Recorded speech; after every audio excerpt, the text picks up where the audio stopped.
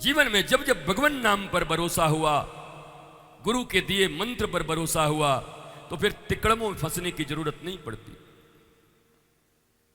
पर अब तुम्हारे कपाल में कुछ लिखाई हो, फंसना हो, तो हम क्या करेंगे? एक पंडित जी गए थे, उनको एक खोपड़ी मिल गई। खोपड़ी में उन्होंने पढ़ा, ज्योतिषी थे, कि अभी इसका और कर्म बाकी है। बोली मर गया, केवल खोपड़ी बचा है, इसका हड्डी, अब क्या कर्म बाकी होगा? उनको बड़ी उत्सुकता हो गई, अब इसका क्या होगा? तो झोला में वो खोपड़ी उठा के घर ले आए। 4-5 दिन से कुछ कमाई नहीं हुई थी, लिफाफा नहीं मिला था, पंडितानी ऐसे ही नाराज थी।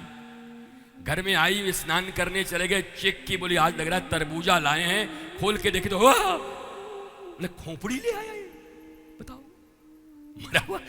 अब तो शुद्धि अशुद्धि भी भूल गया ये। इतना क्रोध उसको हुआ कि जिस ढेकी में चावल कूटते हैं ना, चावल धान, कभी देखा है गांवों में? गांव में ढेकी होती है, धान को ढक चुक करके चावल निकालते हैं, उसको गांव की परंपरा होती। उस ढेकी में डाला और डाल के उसको कूट दिया, कुछ कुछ करके। पंडित जी आए, अरे बोला हमारा झोला खाली हो गया। बोला असरफी लाए थे, सोना लाए थे। बोला कहां गया? बोला यहां देख। पंडित जी बोले ओ हो, मैं भी कम ज्योतिषी नहीं हूं, इसका यही कर्म बाकी था, अभी ढेकी में कुटाई बाकी थी इसकी, मरने के बाद भी यही बाकी था इसका।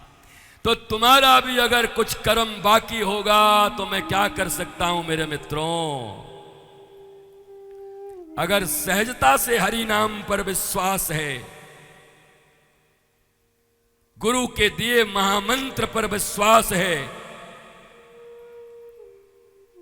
तो संसार की कोई भी परेशानी, कोई भी विपत्ति, कोई भी संकट, विश्वास रखो, अगर ये कहने में पाप होता होगा तो सारा पाप मेरा।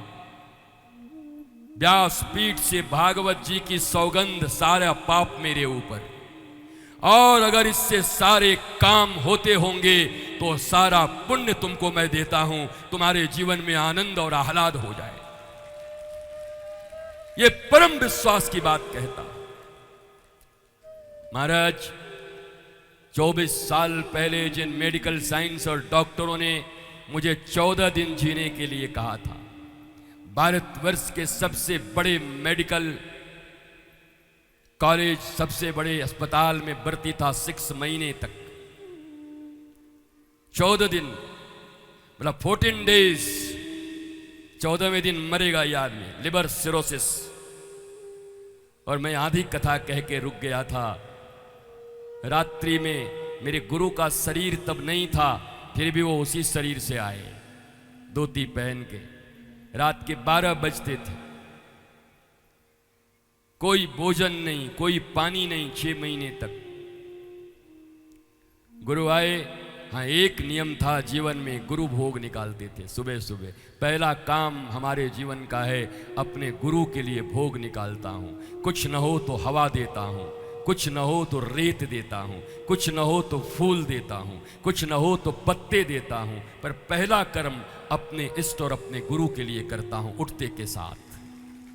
महाराज जैसे ही 12 बजे रात्रि में आए और उन्होंने एक ही बात कही, गुरु भोग करता जा, मुझे भी देखना है मेडिकल साइंस में दम है या तेरे गुरु के दिए मंत्र में दम है। आज 24 साल हो गए, कोई रोग नहीं है, मस्ती से पूरी दुनिया में कथा करते हुए घूम रहा हूं। बोलो महाराज, बोलो कैसा गुरु मंत्र है, कैसी निष्ठा। हाँ, मैं 50-50 विश्वास नहीं करता, मैं 99 और 1 भी नहीं करता, मैं 99.99 और 0.011% भी उन पर अविश्वास नहीं करता। उनके और उनके दिए मंत्र पर जैसे विजय विश्वास रखता है, वैसा ही मेरा भी विश्वास है। क्यों विजय? वो विश्वास अगर जिंदगी में हो। भगवान राम के रामायण में तुलसीदास जी लिख रहे हैं, बिनु विश्वास भक्ति नहीं, तेहि बिन द्रवहि न राम। राम कृपा बिनु सपने हो, जीवन लह विश्राम।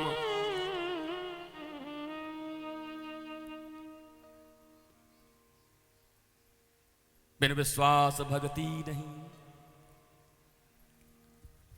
पर विश्वास के संबंध में भी एक बात जरूर कहूंगा आपको, विश्वास करके विचार नहीं करते, बल्कि विवेकानंद की तरह पहले पूरा विचार कर लो और समझ आ जाए तब विश्वास के पथ पर बढ़ो। मैं नहीं कहता अंधेरे में विश्वास करो,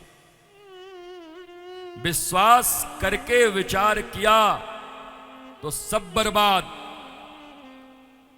जितना विचार करना हो पहले कर लो, और एक बार विश्वास हो गया तो फिर राम से बड़ा राम का नाम दुनिया में कोई काट नहीं सकता। न हो तो मत करो, बीच बीच में पेंडुलम की तरह रहने की जरूरत नहीं है। अभी तुम्हारे कुछ कर्म बाकी हैं ढेकी में, अब वो ढेकी में बाकी होगा तुम्हारा मुंडी का कुटाई, तो मैं क्या करूंगा। अभी कई जगह जाओगे, कई जगह क्या होगा भगवान जाने। और यहीं बैठे बैठे आज चौथे दिन कृष्ण जन्म का आज त्योहार है, कृष्ण प्राकट्य का त्योहार है। समझ लो जीवन में सबसे बड़ा कृष्ण जन्म यही होगा कि आज से कृष्ण नाम पर तुम्हारा पूर्ण विश्वास हो जाएगा और जीवन की सारी समस्याओं से तुम मुक्त हो। इतना विश्वास करना।